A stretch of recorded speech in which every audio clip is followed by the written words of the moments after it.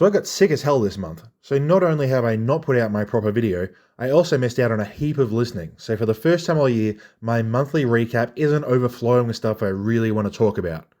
I mean, there's enough for the list, but it's definitely a smaller batch than the last couple, at least as far as things I'm super enthusiastic about.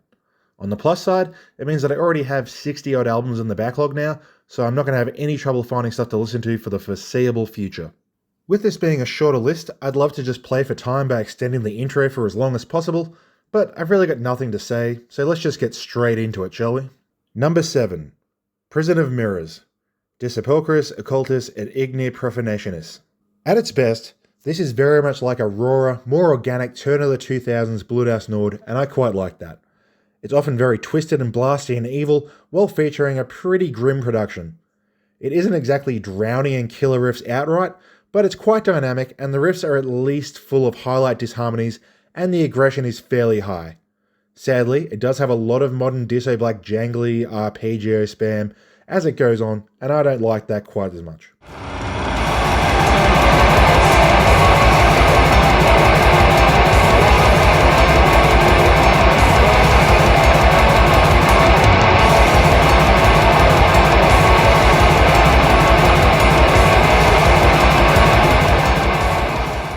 Number 6. Kozkrad, Carving the Causeway to the Otherworld. This one is pretty much all vocal appreciation. They're definitely not a bad piece of fairly epic, vaguely wary Black Death, but standout riffs are few and far between, and while the aggression and energy is high, it isn't overwhelmingly so. That's not to say there aren't any moments to stand out musically. I like the Spooky Castle lead on Badass Shadows, and most of the bits where they go for noisy lead shredding land for me. But by and large, it's just a solid backing for the triple vocalist approach. All three of the vocalists here have a lot of versatility to them. I don't know if it's that they have one crazy diverse vocalist and the others just chime in, or if they all do 3 or 4 different techniques each, but the end result is that there is a lot going on here vocally. There's a mix of mortisy, rabid barking and wet snarls, there's some Dagony frog grumbles, there's some deep roars, some Attila moans, some deranged shrieking, and so much more.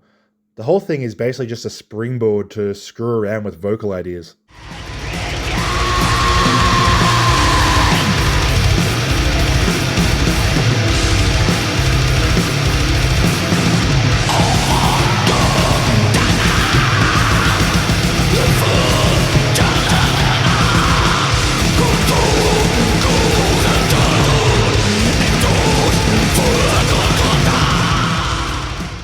Number 5.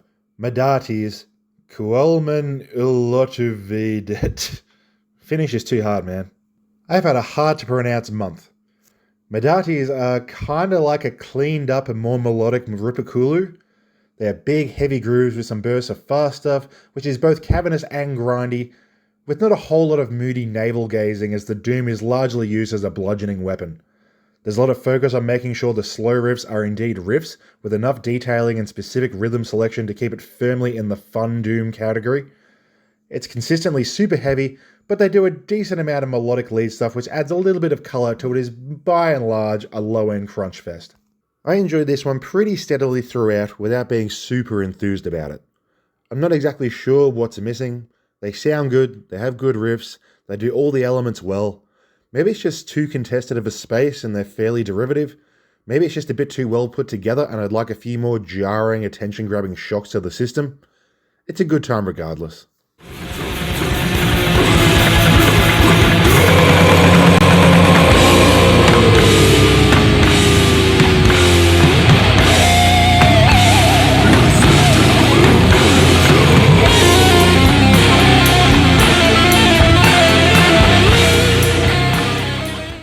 Number 4. Exhumed, Red Asphalt. This isn't a particularly interesting one to talk about. They're a bigger name doing something which fits their brand without much in the way of curveballs away from what you'd expect. It's just done well. It's a major label legacy act death metal with a little bit of grind in it. It's very clean, the energy is up, it's catchy and a decent amount of fun. There are a lot of riffs and every song will generally have a few really fun, interesting or catchy ones. There's some melodic lead work which never interrupts the rocking good time vibes. There's enough blasting and high tempo stuff to hide the fact these guys are past 50. So yeah, it's a fun listen. Definitely a fairly safe record by a bunch of seasoned pros who don't want to scare anyone off, but it is fun.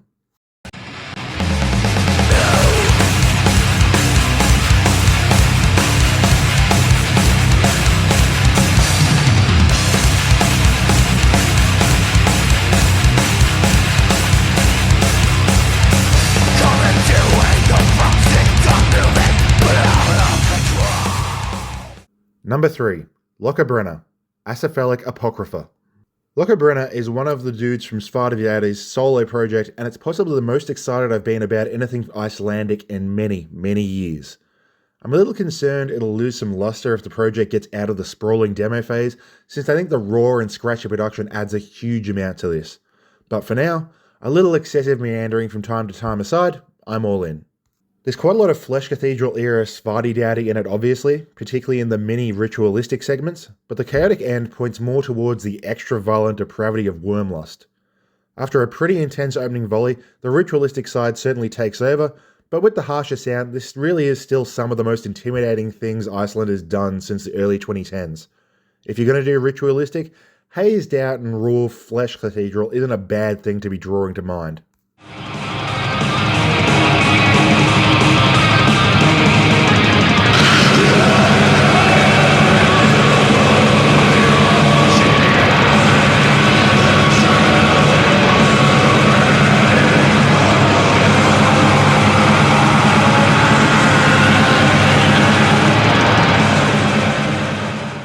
Number 2, Misotheist, Dipinte.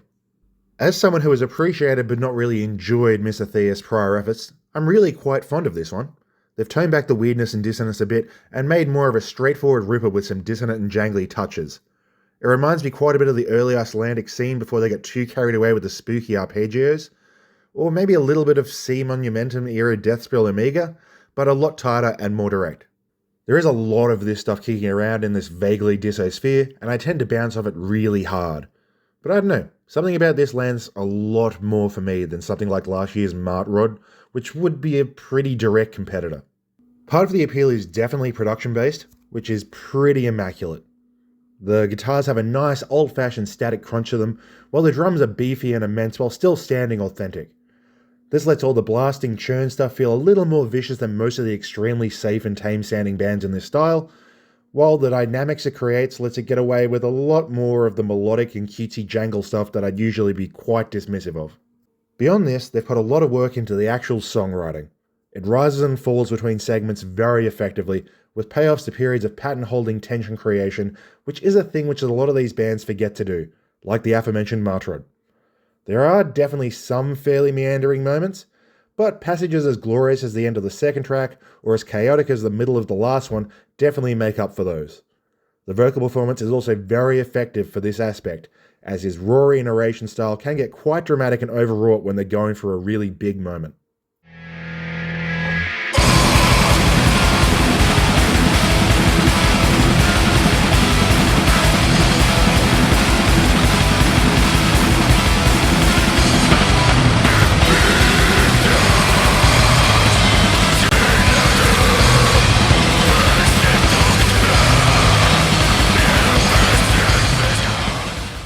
Number 1, Necropolisbet, Taru Novan, the Astrakatian Serfdom. Why do I keep listening to things which are this hard to say? As one may expect from being absolutely unpronounceable and having members of Hadropelagil, Blasphemy, and Thoribos, this is absolutely sick stuff. It's extremely lo-fi, war death stuff which is like Titan Blood meets Tetragrammicide meets Portal.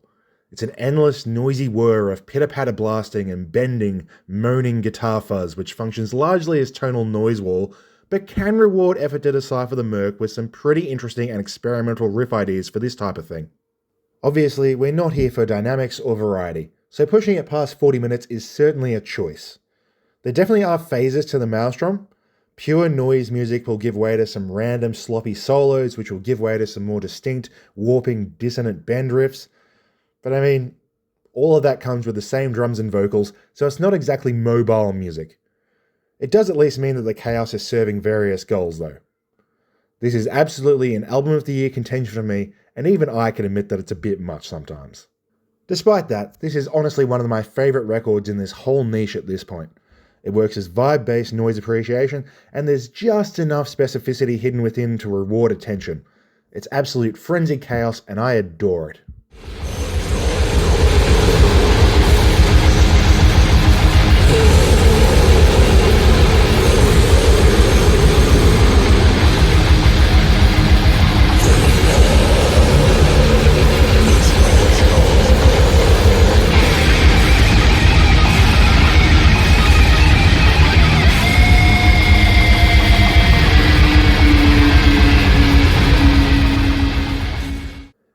that was March for me.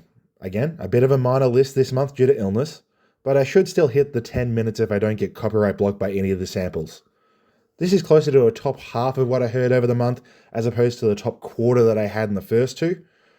I'm really strong in the top 3 here, but otherwise it is a little bit of a collection of just stocking stuffers. Although I do consider them all worthy listens. The next main video is about half recorded now, so it shouldn't be too long, although it is requiring a lot of very bad MS Paint work, so it is pretty slow going. Since I missed so much, feel free to suggest some things that you think I may have missed, because I definitely am behind the ball now. At any rate, it's time to get into April, and I'll see you all then.